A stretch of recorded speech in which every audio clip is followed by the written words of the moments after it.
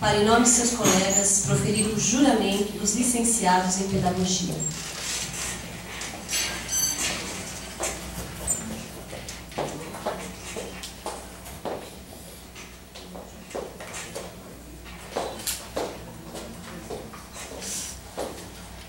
Peço a todos que se coloquem em pé e tenham o direito de fazer o juramento.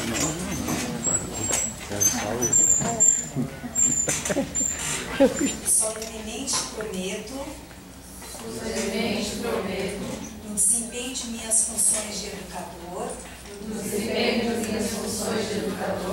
transmitir com lealdade, integridade e honestidade, os ensinamentos humanos e científicos, que façam das pessoas a mim confiadas, profissionais e cidadãos conscientes, responsáveis, solidários e sensíveis. Se criar homens eu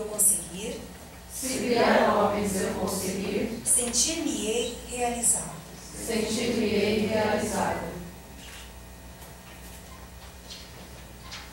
Na qualidade de diretora da Faculdade de Ciências Farmacêuticas do campus de Araraquara, da Universidade Estadual Paulista, Júlio de Mesquita Filho, no uso das minhas atribuições estatutárias e regimentais, confiro-vos o grau de licenciados em Pedagogia.